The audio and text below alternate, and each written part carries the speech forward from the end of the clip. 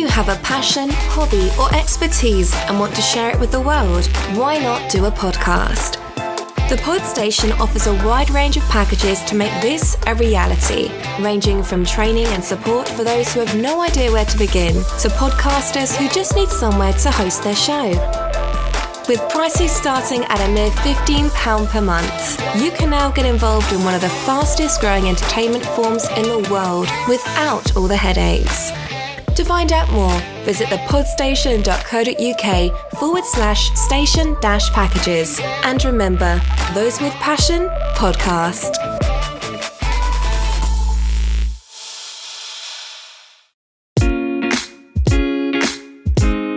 You're listening to the Business Spotlight, exclusively on the Podstation.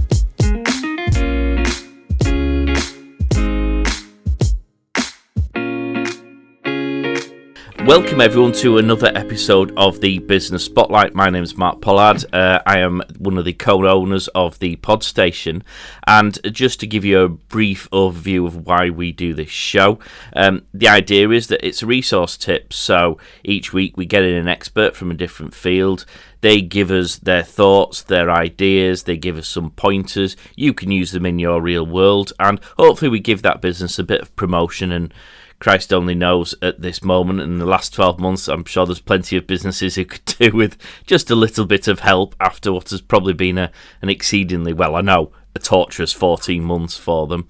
If you want to be a guest on the show, if you just email the Business Spotlight at thepodstation.co.uk, we'll send you out an application form, fill it in, and it's that simple. If you want to check us out on social media, you can go to the Podstation. We're on Facebook, Instagram, Twitter and LinkedIn. We also post the show on YouTube. If that's the way you digest it, you can get it on all of the major podcast platforms as well. So Christ only knows how you haven't found the show thus far if this is your first episode. And indeed, this isn't the first episode, so you can go back and listen to the previous ones. You can either go to thepodstation.co.uk, find the Business Spotlight tab. You'll find them all there. Alternatively, you'll find easy links there as well, which will take you through to those podcast platforms. Simple as ABC. Now, as I mentioned at the outset, we have a different expert in each episode, and you'll be pleased to know that that's not just me talking to myself and a microphone on my own. We do, in fact, have a guest, so it seems an appropriate time to do an introduction. This week we have Chloe Richards. How are you doing, Chloe? Yeah, I'm good, thank you. Thank you for having me on. I'm looking forward to it. This is your first podcast as well, so I promise to go easy on you. Thank you, I appreciate it. Yeah, very first one ever. So, for the benefit of the listeners, do you want to give us a bit of a background about what you do, how you got to that point, what your special field of expertise is, so that people can probably then predict where we might be going? Yeah, sure. So I work in marketing communications and I'm an independent consultant. What I do is help businesses with their brand strategy. So quite often, and you sort of see it more and more, that you see people saying, you know, they want to sell all the wonderful things they can do, or they'll talk to a customer and, you know, we can do this and this and this and this. And the customer just sort of holds their hands up and goes, whoa, that's too much information. So what I do is I work with business owners to help them articulate what they do with the customer in mind. Because as you know, Mark, obviously, you know this really well. You go into your customer is looking for a solution to their problem. They don't care what you do, to be honest. They only care if you can help them. So there's a huge amount of noise around, and God, even more so nowadays than ever before. So you know, to have a really strong and clear articulation of your strategy and your brand story. So brand story is something that I love because it just it's about the people, it's about how they launch their business, and how they help their customers, you know, and brings all that together is really, really powerful and helps people connect. So it's a tough one, isn't it, when it comes to brand? Because everyone assumes that the message that they are telling is the right message and that everyone understands exactly what it is that they do and why they absolutely should be the person that you choose. How do people realise that either A, they're not telling the right message at all, or B, that the message can be improved? If well, was it Rumsfeld who said you don't know the knows of the knows of the don't knows of the unknowns, or etc., or something to that effect. So if you don't know, you're not telling the right message. How are you going to know that you need to tell the right message? Well, I think there's definitely a point where people come to recognise it, and if somebody doesn't know, there's absolutely no point in me speaking to them, because they're confident that they're doing the right thing, and to some extent they might be, things might be working for them, but you sort of, there's another Donald Miller, I'm a big fan of his work, and he sort of carries on saying things like, if you confuse, you lose, and you don't know the percentage of your business that you could be losing to your competitors. So I think so there's a customer I've worked with recently who they've been in business for 10 years, they're doing really well, they're really well known, but in a very, very small niche, and they want to grow. But they recognize that you start talking to them about their product and they just go off down a rabbit hole because they love it so much and they're so enthusiastic about it, but it's overwhelming, so to cut through, to tell people they really needed to understand what their customers were wanting to know. Their customers didn't care what the platform did or what it looked like or what how it integrated. They just wanted it to be easy and look easy, and to be able to tell the board of their company that stuff was being looked after. So it's really about simplifying it. And to your point, if somebody doesn't think they're doing the wrong thing, then I can't help them. But if somebody is frustrated because they're losing business, can't work out how, I've had other customers say to me, well, I can talk about my business, but I use 50,000 words to do it. And I know that's wrong, but I don't know why. So, and that's where, we work through a process, because it's easier to work through a structure and a process than it is to just have a chat, if you like. So that's what I do. I help people through a sort of step-by-step process to come to that positioning. And then you develop that into, it works with their objectives, develops into key messaging. And then, it's there set up with a strategy and approach. There is a misconception or certainly I find there is a misconception between being successful and telling the right message. There's quite a lot of times when I come across businesses that go, oh, we're already doing really well. In fact, we've got loads of business. We don't need any more, or we don't need help with, in your particular case, the branding message and the communications of that. And is it often the case that some of those businesses are actually deceived by the reason why they're being successful, i.e. there are other factors that might be at play for why they're doing well? So absolutely, it's sort of strength of their product. Their customers, their existing customers might be recommending them. You feel like you're doing, maybe you feel like you're doing lots of your blogging, your website, it's got loads and loads of information on it. So people produce lots and lots and lots of content now and feel like they're doing lots of stuff. And, word of mouth, a great sales team, can't be faulted. But if you go to a website and you don't know what a business does, you go to some websites you go to and they look amazing and flashy and they've got wonderful images, but it could be in project management, it could be a retailer. You don't know what, because the messaging isn't clear, but those businesses think that they're doing it because it looks nice. So my background is in advertising, and the amount of times you'd have an ad presented to you by the design team that was beautiful, been crafted and was amazing, but it didn't say anything, didn't tell anyone what to do, was just, oh, that's nice, that's pretty. Definitely style over substance. Yeah, exactly. I mean, I come across this quite a lot as well, where you have people who, Facebook's a great example. A lot of tradespeople go, I'm doing fine, I don't need a website, or I don't need to change the message that I'm telling. I'm obviously telling the right message. You get loads of work through Facebook. Perhaps what they don't realise is that Facebook is perhaps the in thing at that time, and that algorithms change, terms and policies change. I mean, in Facebook, certainly things like the advertising rules and the collection Changes of all the data has time, yeah. massively changed. And so the effectiveness of what they're doing now might die away, leaving them with just the original message that they thought was selling them golden goose eggs, when in actual fact it wasn't selling anything. It was by virtue of they just happened to be in the right place at the right time. And is that those are the kind of people that certainly can help, who are successful? Because it's easy to say you've got the businesses who are dying on their arse, the ones who can't generate any work, they need help, and whatever form that might be, they'll probably quite happily take it. I suppose the harder people perhaps are the ones who are doing well and therefore perceive that you're superfluous to their needs. So yeah, there's definitely a proportion of people who think that, even if I would think otherwise. And it's about having a long-term sustainable plan, isn't it, for your business? You don't want everything's fine now, but the really clever business owners are always looking ahead. They're always thinking, well, that's fine now, but like you say, if you're reliant on one channel, that could change, that your visibility might get lost.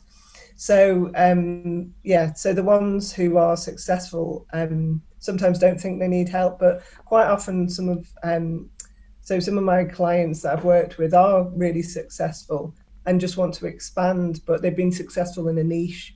So they need to learn, they recognize that they need to do something to articulate that to maybe a different sector, and how they do that. It takes time, and it's all about being concise and clear and really consistent with your messaging.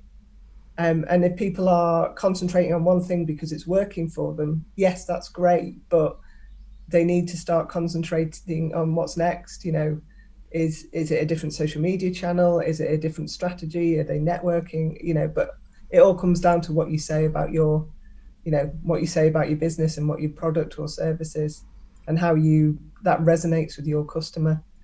Because if it's not landing, there could be, and there is obviously lots of other factors involved, but it could just die, basically. When you talk about communications and messages, what do you mean?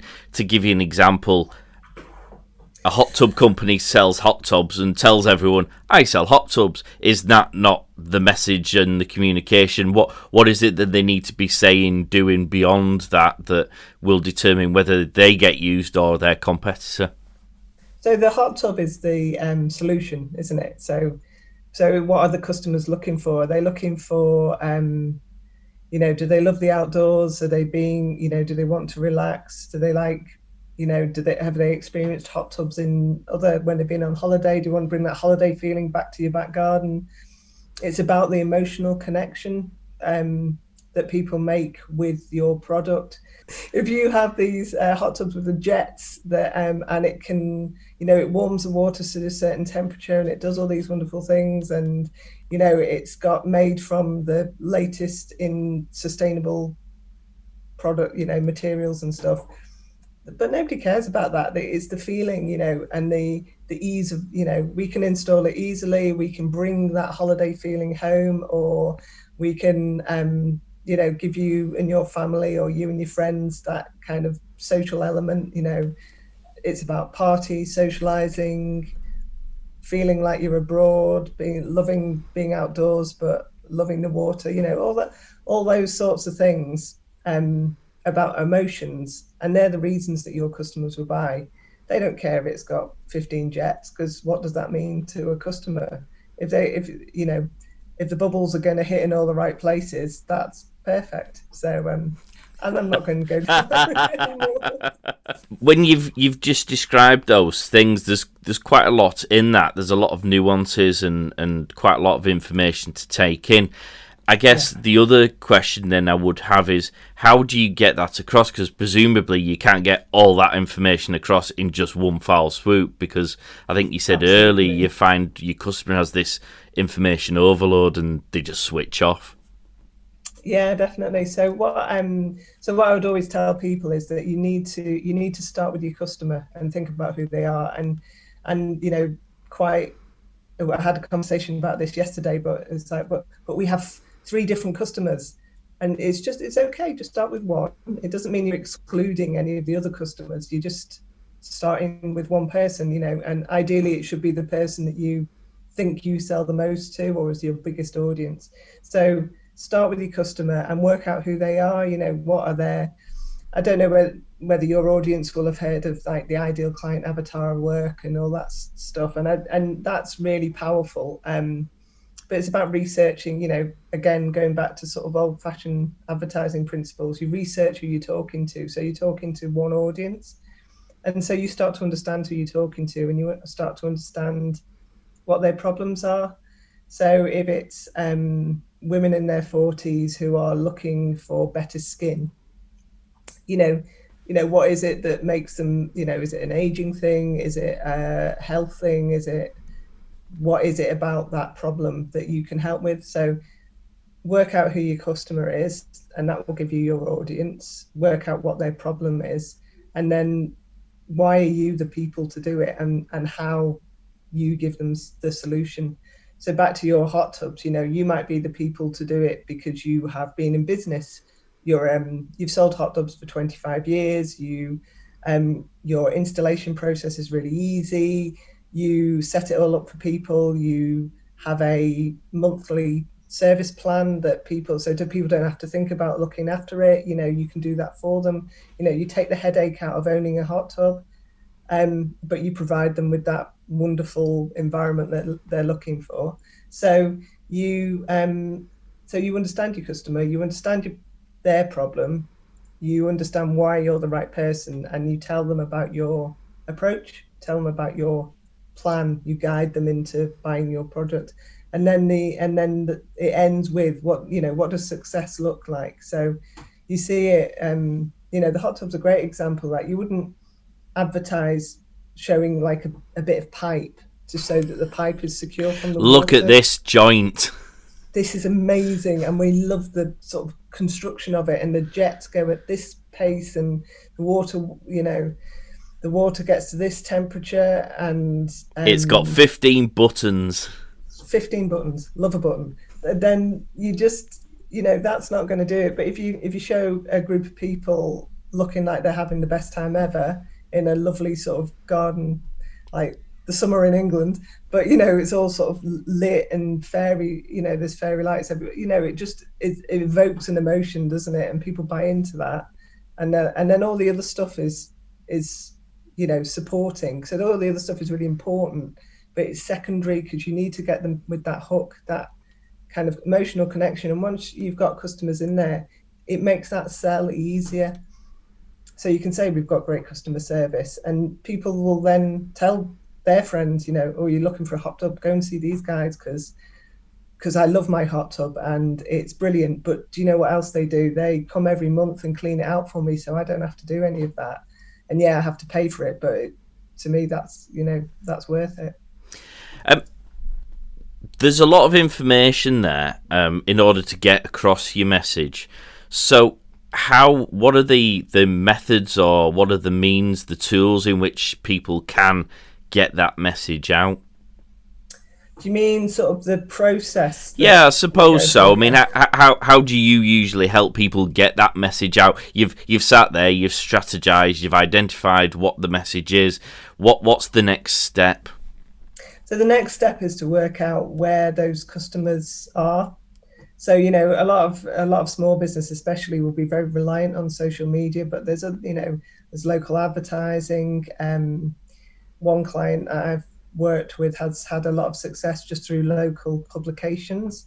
So it's through printed publications as well, just because his audience is very, very local, and they're very niche in terms of their so it's quite a sort of high-end product. So he advertises in the sort of Life series of magazines, and that's great. He that's the audience that he wants to look for. It's not a huge investment on his part, but it's the right investment, because he's not sort of shouting to thousands of people. He's shouting to a smaller audience, but the right people. So we work through a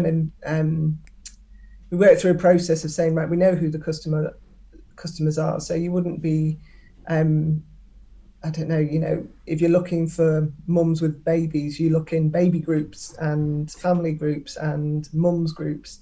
If you're selling a tools and kit for building stuff, you don't sell them in those groups. You look for somewhere else, or trade associations, PR, that sort of thing. So it's just working out where to speak to them.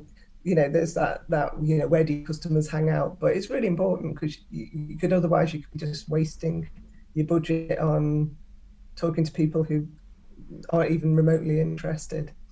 So once you've identified that, and then you decide what you're going to do, whether it's content, do you need to upgrade your website? Do you need to produce some advertising? Is that outdoors, indoors, print, digital, whatever it is that you decide to do. And then that's when the messaging kind of kicks into play. So you can then be very consistent. So whenever your customer is coming across you,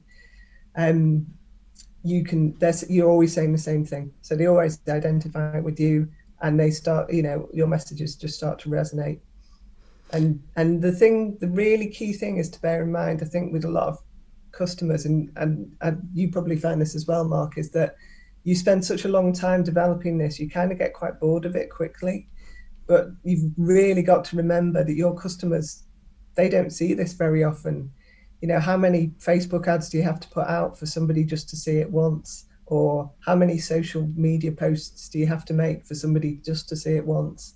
And people don't act when they've seen something once, or generally, they need to be seeing it a number of times. So you might be completely bored of talking about it, but you've just kind of got to suck it up and go. Keep banging that drum. Banging that drum, exactly.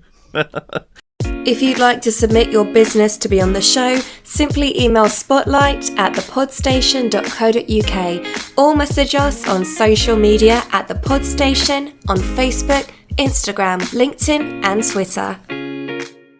What are the major faux pas for branding communications? What are the things that just immediately make you put your head in your hands and wish that you were at home with a glass of wine, desperately trying to forget the experience that you've just had?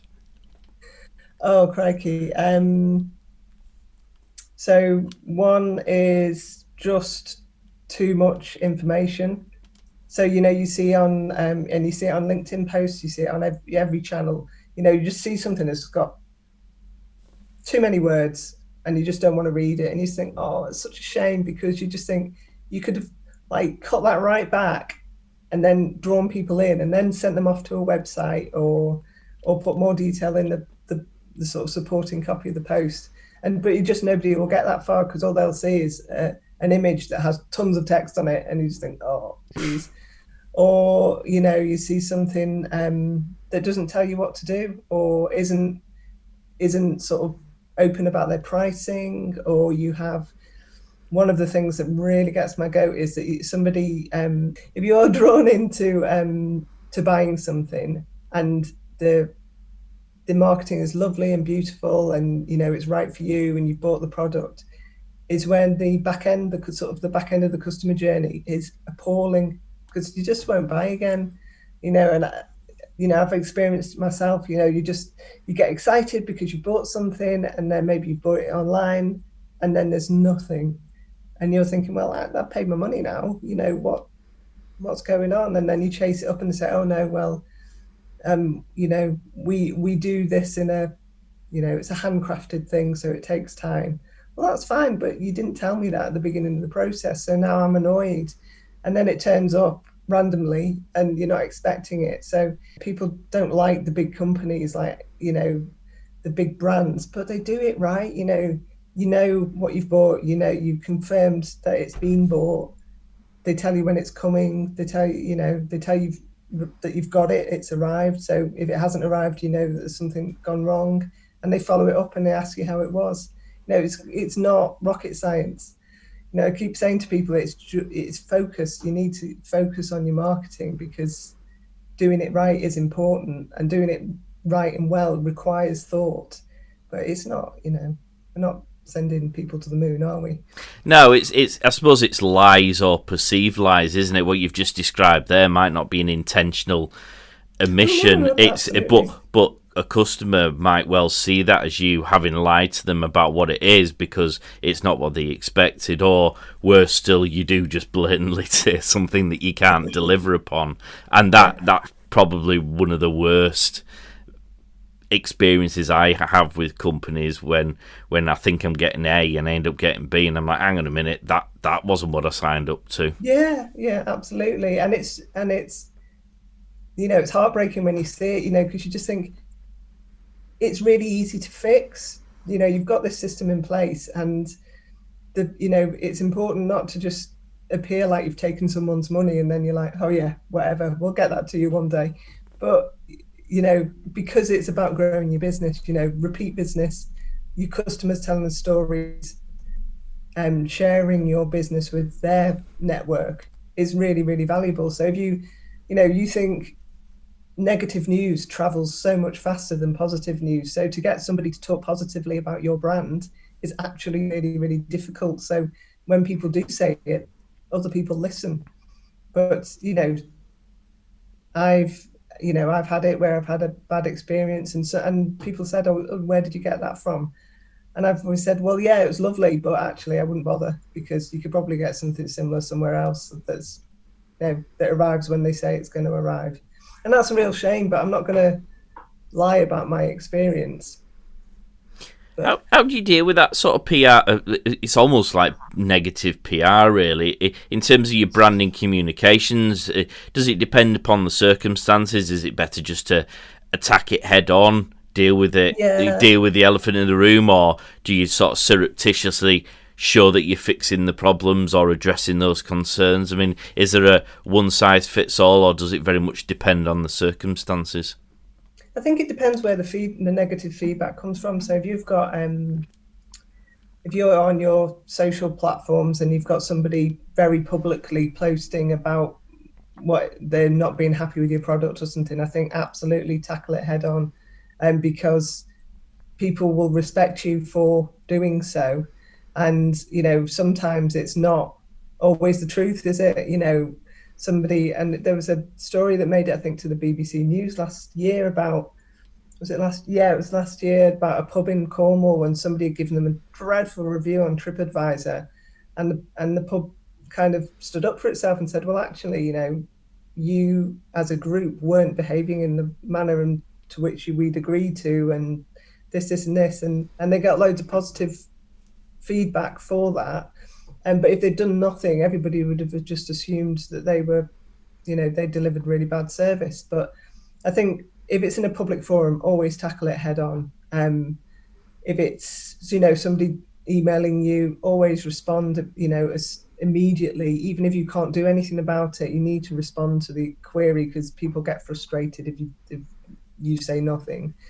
And tell them what you're doing to sort it out, and then do something about it. So if it's your, in the case of, if it's telling people that things will take 7 days to arrive as opposed to 2 days to arrive, you need to tell them once that, when you order, the reason it's going to take 7 days is X, Y, Z.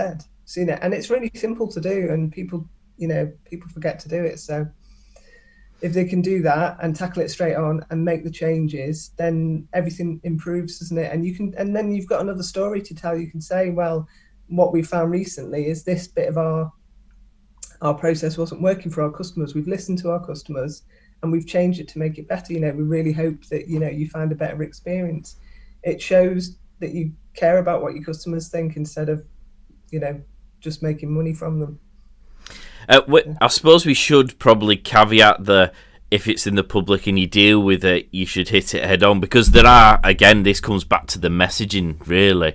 There's a way and a means of doing that. I remember professional. Yeah, I remember once we booked a holiday to Tuscany, and we were just checking out on TripAdvisor before, and we'd booked this house in this beautiful villa somewhere.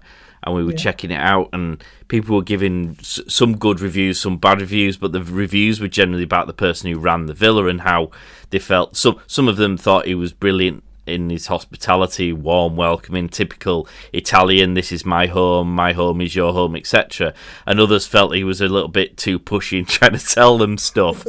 And anyone who gave a negative review was like a bull in a china shop. He just jumped on and practically threatened them in some instances. And when, as I'm reading through, I mean, I found it quite amusing, but I could see many people would actually be put off booking a holiday there by virtue of it's like, well, I might be in the category that quite likes him, but I'd hate to be in the category that didn't like him, and therefore I won't put myself in that position. Whereas he could have perhaps dealt with it less aggressively. I mean, that's not to say you don't have to sometimes deal with things that way, but as a large amount of time, there's a way and a means, I guess. Yeah, and I think in a way, you saying that there would have been people put off by it, but actually, I agree absolutely. You shouldn't be aggressive. You should always be, you're in business for a reason and remain professional. But if you're, if you are a sort of, people do find it intrusive, for God's sake, don't be offended by it, because you've got people coming from all over the world. But actually, if you're the sort of person who likes to hire a place and not see anyone, then that's not the place for you, isn't it? Is it? So actually, that's not a bad thing that people are honest about, to a point. Obviously not being aggressive and threatening people, but if you're honest about how you do business and the sorts of people that you work with, actually, especially for the sort of coaches and consultants, putting people off is as important as attracting people, because if you attract the wrong sort of people, you both become frustrated, and then it's not a pleasant experience then, is it? They don't get what they need. You don't get a good experience from working with the customer. You potentially get frustrated. So there's that balance between honesty and professionalism, so that people, if your sort of website is, oh, we're all sunny and happy, and you're an in-person business, and you pick up and it's a dowdy Yorkshireman on the other side of the phone. Yeah, but it's true, isn't it? Like you walk in and Janet's there, going, what? We've all met Janet. Yeah, exactly. Sorry to any Janets out there. It was just the first name that pops into my head. But, do you know what I mean? It's just like, yeah, we love our customers and blah, blah, blah, and it's bouncy and lovely and everything's really upbeat. And then the in-person thing is just dreadful. And, it's about getting that consistency and getting that messaging through. So you've got a set of words that you can tell to your employees or to anybody who deals with you that they can go, oh yeah, I get that. I get what we do.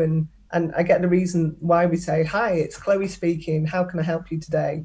Rather than, yeah, hi, how can I help you? You just, there's a reason why people should act like that. And it's all about building the strength of the brand and making that a customer experience good. So they come back and they tell people, and they become raving fans. For anyone who's listening to this, can I just put on the record that one of my biggest bugbears of a business's message is the use of jargon? Oh, yes. Absolutely hate that. Just why?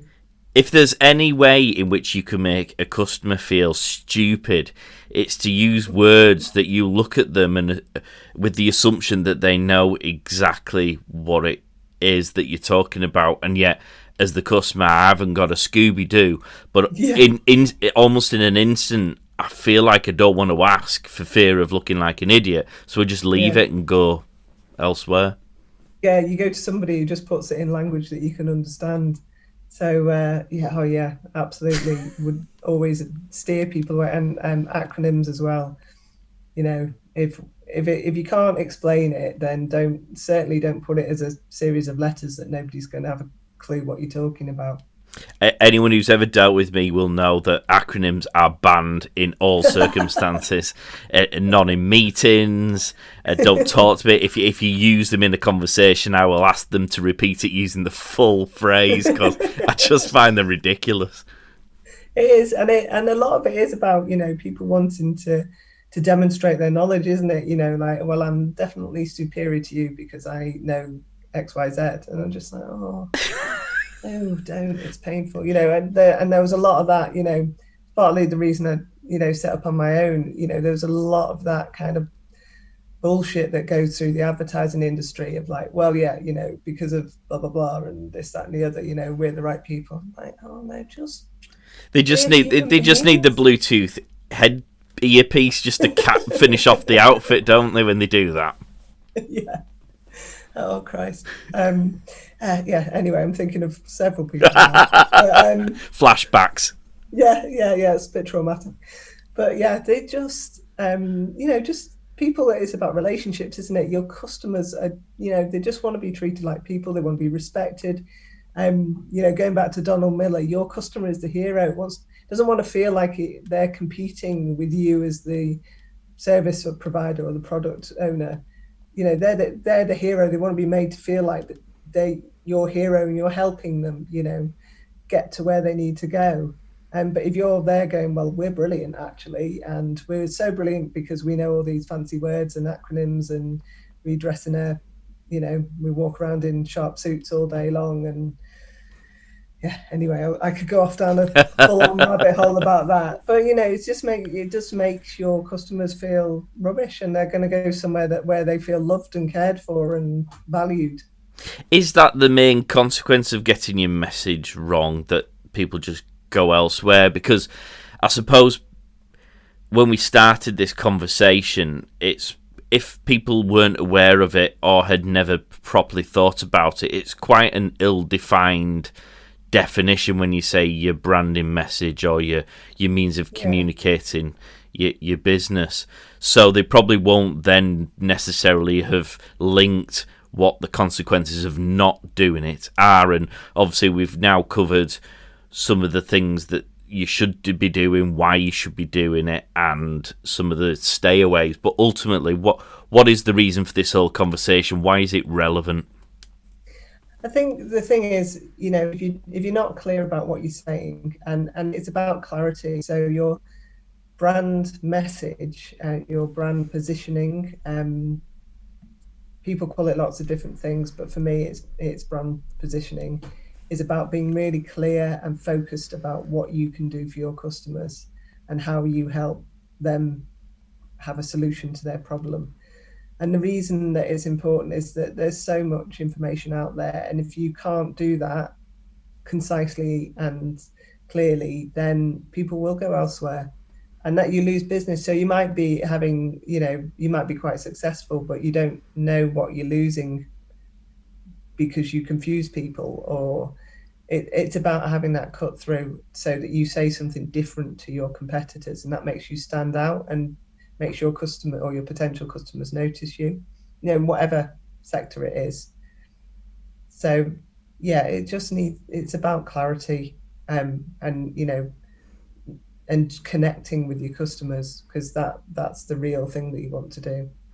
Is one of the biggest challenges these days about trying to get your message across the sheer volume of other people trying to get their message? I mean, social media exhausts me.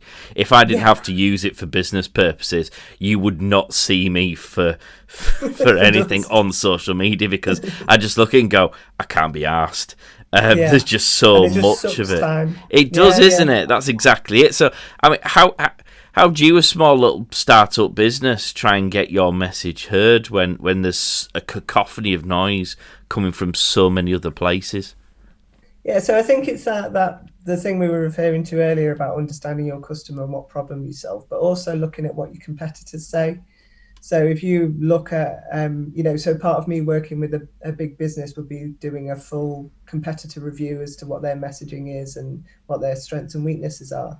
And there's nothing to stop a independent business or whatever size business doing that, and if your competitors are all saying this one thing, but you think, oh, actually, I can word that in a different way, or we do that, but we also do this other thing, which is great for our customers.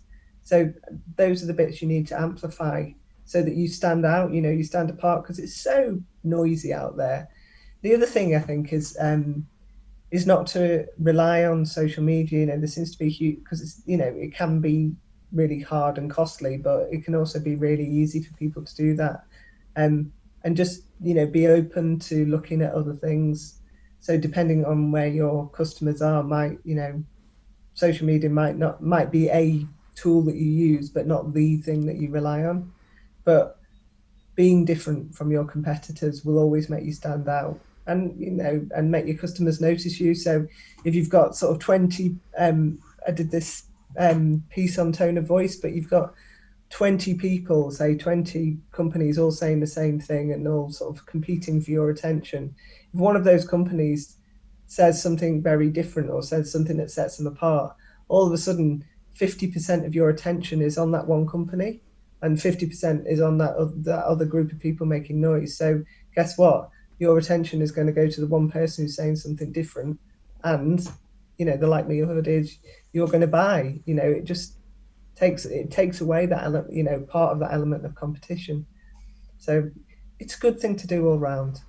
That's a lady after my own heart. I just feel I need to quantify that. This morning, prior to the recording of this, I did a post on exactly that, about keeping an eye on your competitors. There is a misconception. I've come across it many times where people feel you're either being unimaginative or reactive, or you're spending too much energy worrying about what they're doing rather than what you're doing. Whereas my opinion is very much, look at what most of what businesses do isn't reinventing the wheel. So have a look at what everyone else is doing, see what's working for them, and use it for yourself. See what isn't working for them, figure out a solution to do it better, do it, steal their business as a result of which, capitalise on that weakness. But you won't know unless you take a gander. Yeah, and I think, building that into your processes and systems, without sort of going into the kind of sort of business coaching territory. But if you are reviewing your competitors, don't look at them every day, just set aside some time to go, right, I'm going to look at them this month, and then I'm going to look at them again in 3 months' time to see if anything has changed, and give yourself some sort of benchmarking to sort of see, well, they talk about this bit really well, but actually that bit's a bit rubbish, and we can do that better. Like you said, identify what it is that you can do better, but don't get don't camp outside the front door with a camouflage blanket, binoculars, and a camera. That's not what we're trying to say. It's just touch bases with them from time to time. Definitely. Yeah, it's all part of that process, isn't it? Just to make you do what you do better is just seeing what's out there. Absolutely. So perhaps a difficult thing to ask, but what would be the 3 top tips that you would give to people about their messaging that they either need to bear in mind or they need to do? What are the key 3 things you should always bear in mind? So number 1 is put your customer first. So that might seem blindingly obvious, but lots of people talk about them. Number 2 is what's the outcome for your customer? Not what your product or service does, not what the details are, but what's the benefit to them? Is it getting to socialize again with their friends in their back garden if they install a hot tub? Is it feeling 20 years younger because you've used this amazing face cream? So it's about the emotional benefit. How does your product solve that? And 3 is consistency. Just be consistent and remember that your customer will only see things a handful of times. So you have to keep making your message, and it will get stronger and stronger and stronger. So just don't change it all the time because you think it's not working. You need to be consistent and patient as a sort of 3A. That is very much an exhausting conversation to have. A number of times I'm talking to somebody about something and you turn your back and they've gone. I mean, they've already moved on to the next thing. Hang on a minute, we haven't finished doing this yet. Come back. Yeah, exactly. It's like the 5-minute concentration span thing. Yeah, and they're off. No, come on. Fabulous. Well, that has been a massively interesting insight into that area. There's loads of golden nuggets there. If people haven't picked on them, listen back to this because there's loads there. If people want to get in touch with you to pick that brain some more, hire you for your services, how would they go about doing that? So I'm on LinkedIn. So Chloe Richards Brand Story. My company name is 617 Brand Communications. So my website is 617brand.com. I'm on Facebook as Chloe Richards Brand Story, and on Instagram as Chloe Richards Brand Story. So one of those channels you can find me, or you can email me directly. So it's Chloe at 617brand.com. Brilliant. Consistency. That's what we were saying. It's consistency absolutely. across the board. That's another bugbear. Don't get me started on bugbears. When people have different social media handles and different platforms, and can you buggery find them from one platform to the next? And that's another thing I talk to people about. You go on Facebook and they're a yoga instructor, and you go on to LinkedIn and they're a lifestyle consultant, but it's the same business. So it's like, and that's a quick fix. But I think people just set these things up, don't they? And then they don't go back and have a look at it and realize to think, that's consistency is quite important in that. Yeah, I did have someone who once asked for a website doing for themselves, and they want it to be lifestyle on the homepage, but they wanted tabs for their other businesses, which was, I think they were a utility person, a travel agent, and what was the other thing they did? Books as well. It was books, and it wasn't on the first. It wasn't on like well-being. It was the most confusing website concept I'd ever had, and we sat down and had a long conversation about how you potentially try and make that feel like a slightly more cohesive concept. Yeah, I've never had anything quite that challenging. I've had people going, I want to shoehorn this bit in here and this bit in here. I'm like, no, let's maybe do that for phase 2. Well, Chloe, that's been amazing. I've thoroughly enjoyed that. Thank you very much for all your time. For the benefit of the listeners, all of those details that Chloe's just provided will be in the show notes. So if you didn't have a pen to hand, don't worry, because if you just click on the notes bit, they'll all be there. I have the power of internet and magic. As I said at the outset, if you've enjoyed the show, give us a review on whichever of the platforms you listen to. And if you do want to be on the show and give us your nugget of expertise, then the business spotlight at thepodstation.co.uk. Chloe, thank you very much for your time. We hope you enjoyed listening, guys, and we'll catch you next time. Bye now. If you'd like to submit your business to be on the show, simply email spotlight@thepodstation.co.uk or message us on social media at The Podstation on Facebook, Instagram, LinkedIn and Twitter.